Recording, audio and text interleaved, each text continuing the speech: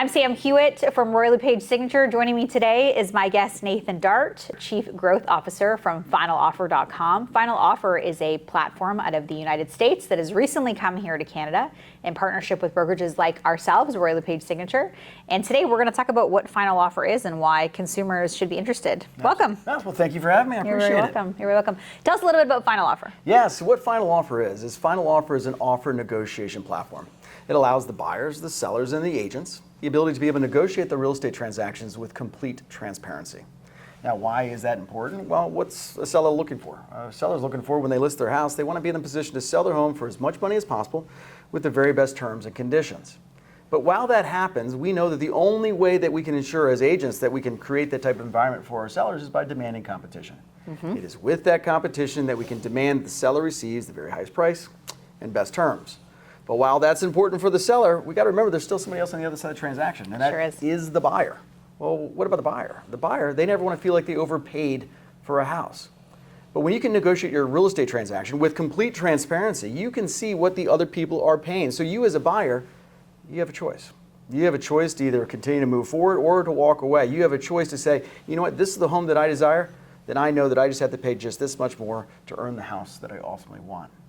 But what's also important through this transaction is it's bringing trust back into the transaction, which is so very important because unfortunately we have seen a lack of transparency and trust in the marketplace. So buyers will never feel like they overpaid. They know that they had a fair chance to compete. And for sellers, they know for sure they are not leaving money on the table. I love that.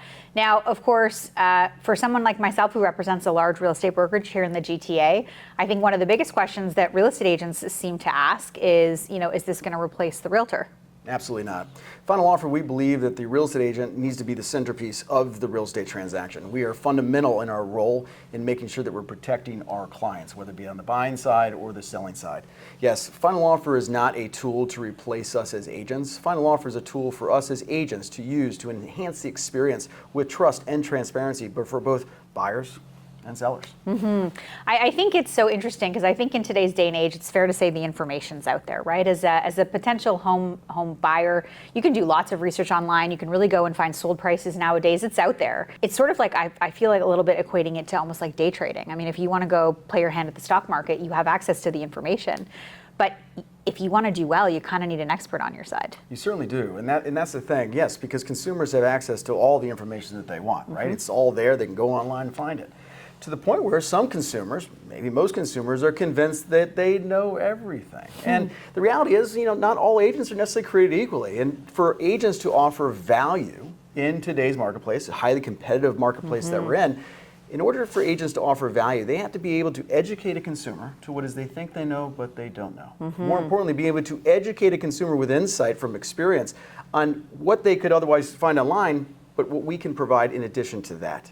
Because our value as agents has to say, what is it that we can give to a consumer that they cannot otherwise find by Googling it or typing something into ChatGPT, right? So that is our level of value that we can provide to the marketplace. I really think for real estate agents in today's day and age, especially in the GTA right now with the market the way it is, there's a lot of inventory in the condo market. There's not so much inventory in the low-rise environment, and buyers that are trying to get into that low-rise environment are competing again. They're in multiple offers. There's 10 to 15 bids on each property if it's priced well and it shows nicely.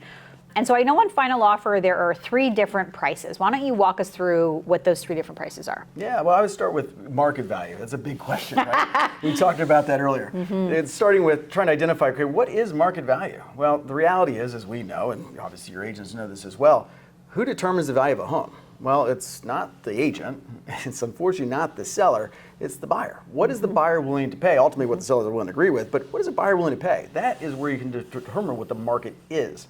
So with Final Offer, yes, we have 3 different pricing strategies that could be used, and you can use this however you see fit. But with Final Offer, we advertise a list price, what we call a final offer price, and then a seller committed price. Now, a list price. In the greater Toronto area, as we've seen many, many times before, you see houses that are listed at a certain number. Maybe it's listed at, say, $1 million. Well, just because a house is listed at $1 million, what not maybe all our viewers know, but if you made an offer on that home for $1 million after the first hour it's on the market, the seller or the agent, neither one of them are required or committed to having to accept that offer just because you made an offer at $1 million. So because of that, the reality is that a list price is really just an advertising price. It's just a marketing price. So at Final Offer, we want to bring transparency to that because for most consumers, they assume that houses listed for $1 million, if I give them $1 million, they'll just take it. It's not necessarily the case. So Final Offer is bringing clarity to that. So at Final Offer, we also advertise something called a seller committed price. What a seller committed price is a seller is committing, is saying to the agent that if somebody gives me an offer that meets the seller committed price and terms, they will agree to accepting that offer, but only after they choose to expose that offer for X amount of days. If no other offers come in during that period of time, then the seller will commit to accepting that particular offer, giving everybody that's interested in that subject property ample time to improve their offer as necessary to see that they have a right to be able to compete for that particular property. But while that happens, and that offer could be exposed to thousands of different people, giving everybody the opportunity to be able to compete for that property, we've also got something called the final offer button. The final offer button is the ultimate power that a buyer can take to say, you know what, I want this home, I do not want to compete with anybody else, this is my house, and I don't want to lose it to anybody. They can hit that final offer button if they're qualified to take it off the market immediately without having to compete against anybody. Once again, giving everybody a fair chance to be able to compete. Yeah, and I love the 3-option strategy so much because you can pull those different levers depending on the strategy you're going to employ as a seller or a listing agent. And I think there's so much power and value in that. And in a competitive marketplace, like you said, you know, I think as a real estate agent, you really kind of have to understand what's happening in that micro market to be able to say, this listing in this circumstance, we're going to pick this pricing strategy of our 3 options if we're going to use final offer. So Nathan, of course, you are a very well-known team leader out of the US. You run a large team in Maryland. You guys do hundreds of transactions every year. In Canada, of course, we've heard a lot lately about the lawsuits out of the US with the anti-competitiveness of commissions and the lawsuit against the National Association of Realtors.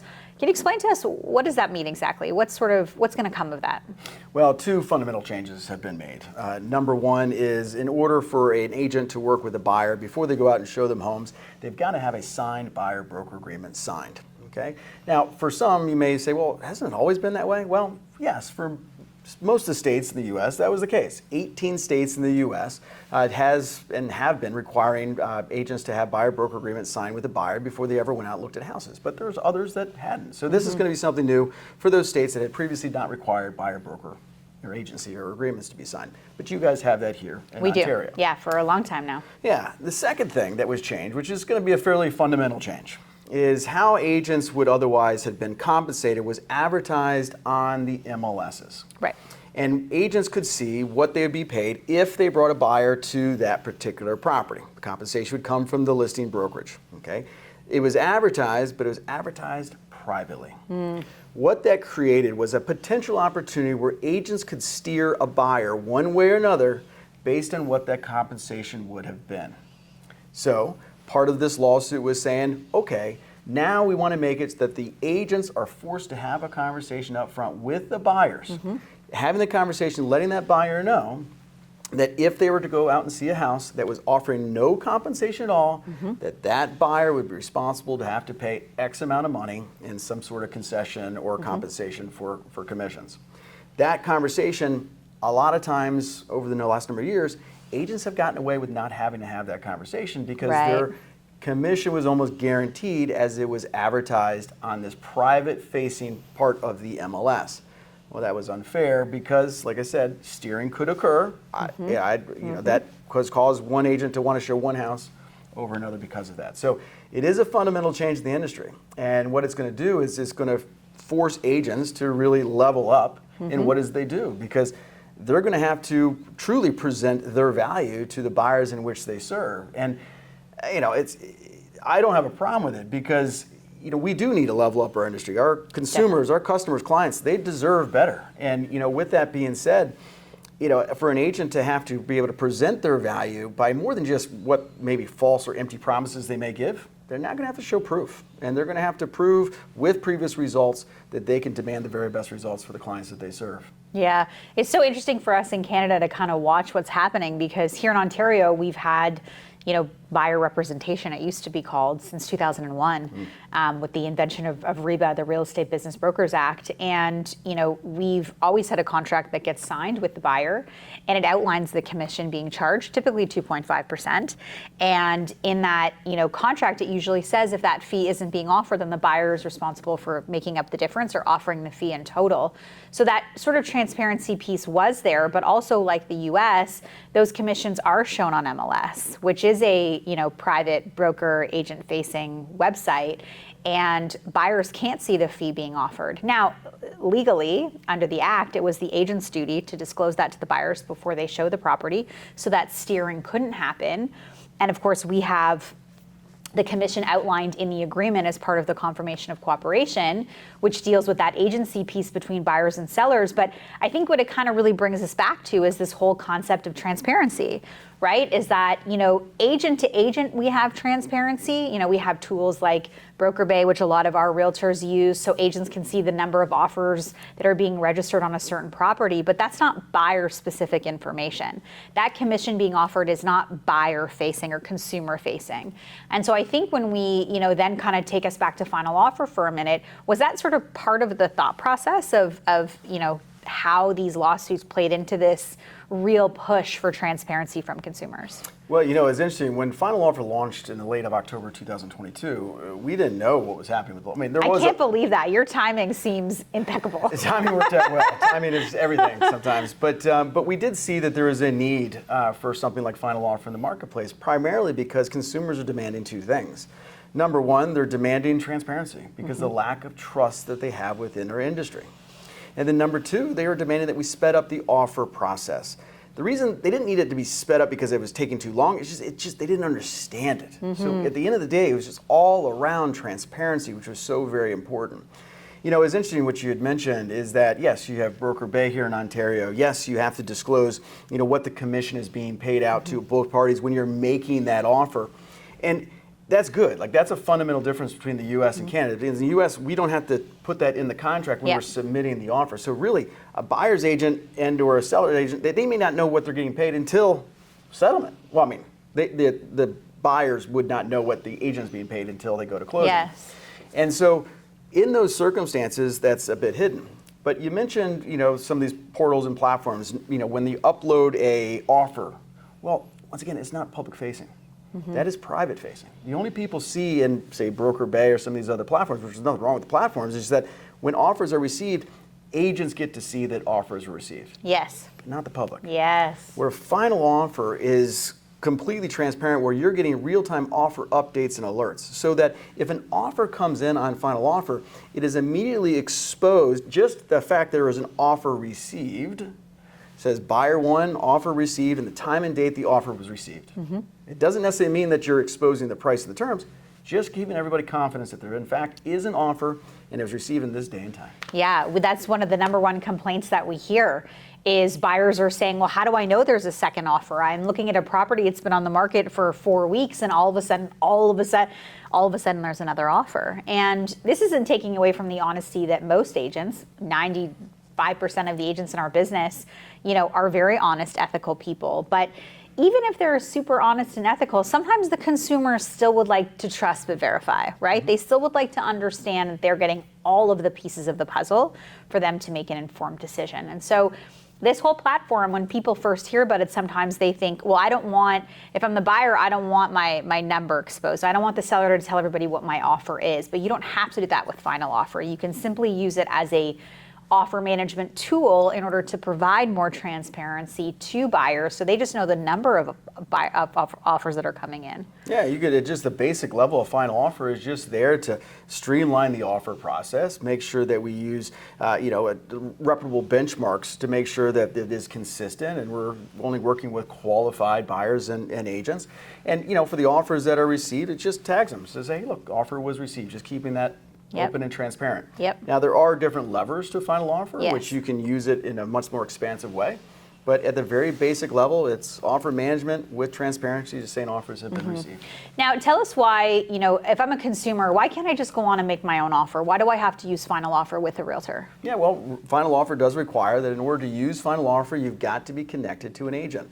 What I mean by that is it's the listing agent that will invest to have your listing, if you're a seller, on final offer so that you can optimize the amount of exposure that you get around your listing, demanding the competition that you deserve to get the highest price and very best terms.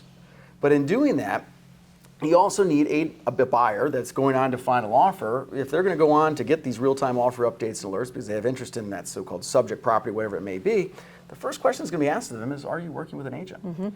And if the answer is yes, then great. They just put in their agent's name and contact information. Final offer verifies they're in fact a licensed agent in the jurisdiction in which they serve.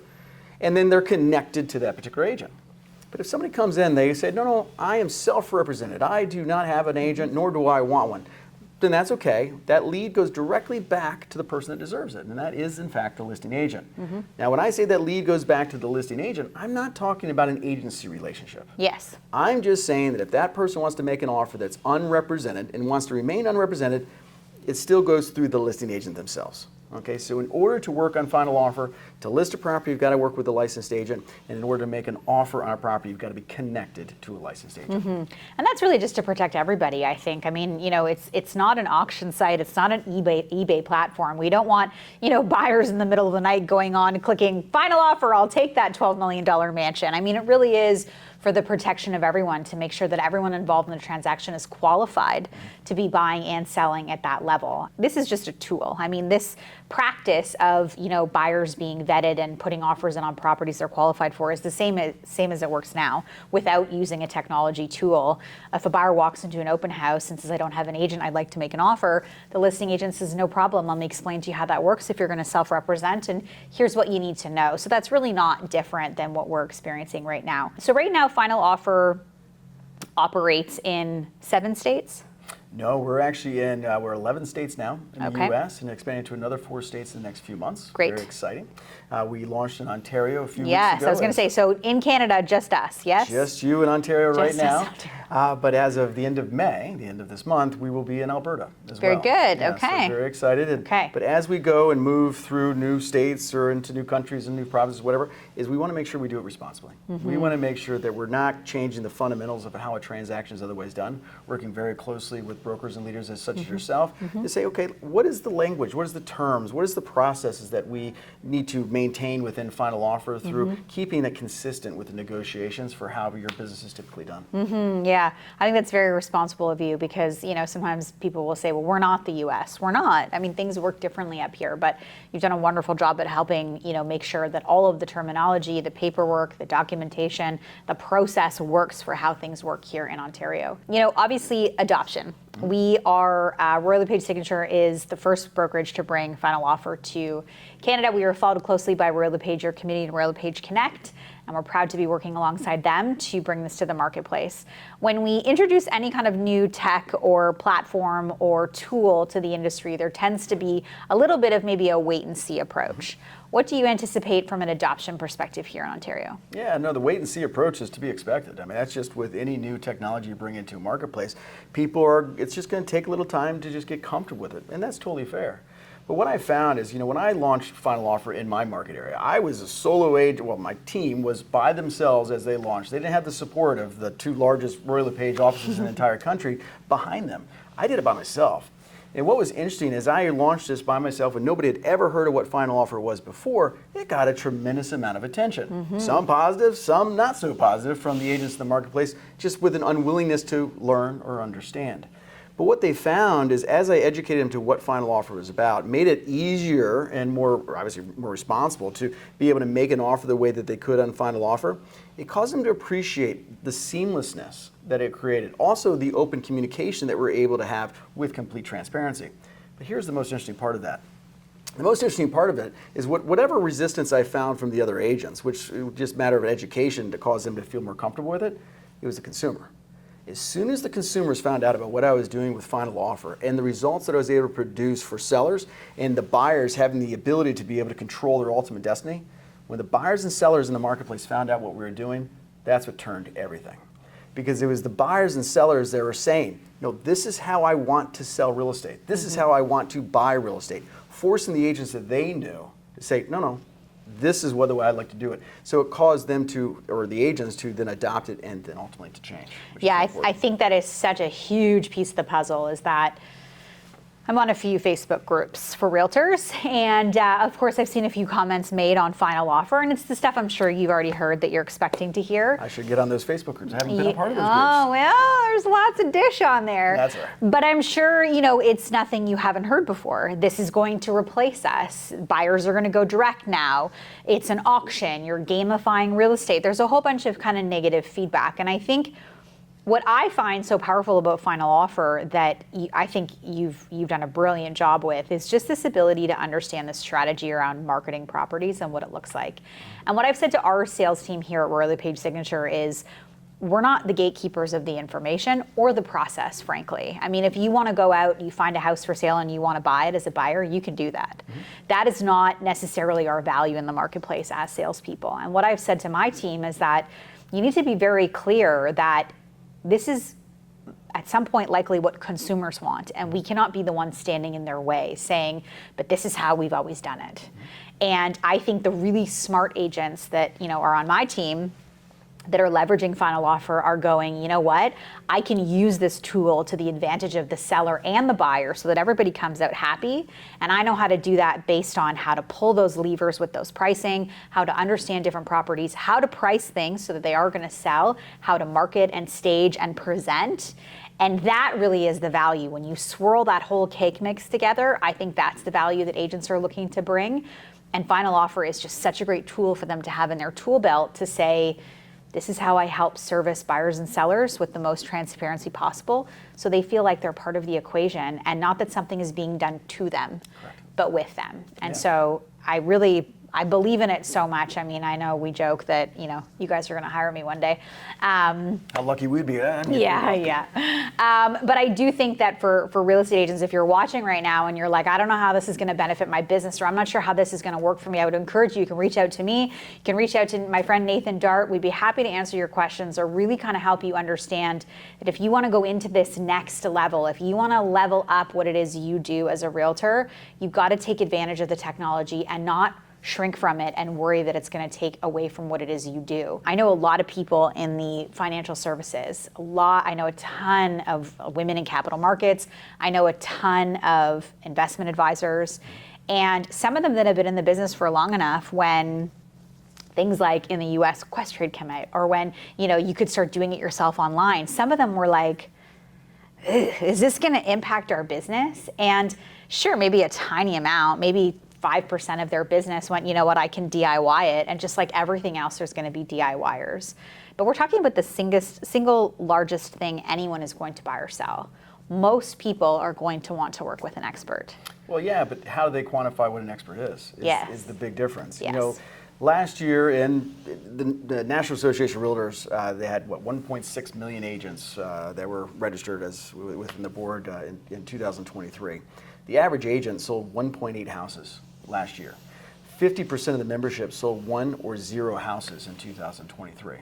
See, the thing is, consumers are convinced when you talk about a real estate agent, well, they're all the same. They're just a real estate agent, so they're all the same, right? No, we're not all created equally. And what you brought up is so very important. Consumers deserve to work with somebody that is there to protect them in their best interest and what have you. But if they think they're all the same, how can they truly tell? It's final offer that allows you to be able to differentiate yourself as an agent in the marketplace so that sellers can make an educated decision of truly who is going to be the best agent to represent them. But by using final offer, it's more than just unfulfilled promises of oh, look at me, I'm the #1 agent, or look at me, I can sell a home in one day, or look at me. We see that in the marketplace, and what that is, it's noise. And consumers, they see that as just what it is, noise. With final offer, we can then present the proof over just that of an unfulfilled promise, showing them results that we're able to produce and in the local area that they're otherwise interested in, that they can see those real results, showing that not all agents are created equally. Exactly. That you can list 2 homes in the same neighborhood within the same time frame, and yet working with one agent is going to demand you one thing, and working with you in final offer will demand you significantly more. Mm-hmm. It is the results-driven marketing campaigns that we can use as an opportunity to be able to leverage that to show the public, what we're going to be doing to demand the very best results for them too. Yeah, which is what they want, right? Nathan, thank you so much for being here today and sharing with our audience all the information about Final Offer. Where can people go to find out more information? Well, you can start at finaloffer.com. You can get all the information that you want on finaloffer.com. As well, if you want to have any questions for me personally, you can reach me at nathan@finaloffer.com. I'm Sam Hewit. Thanks for being here today.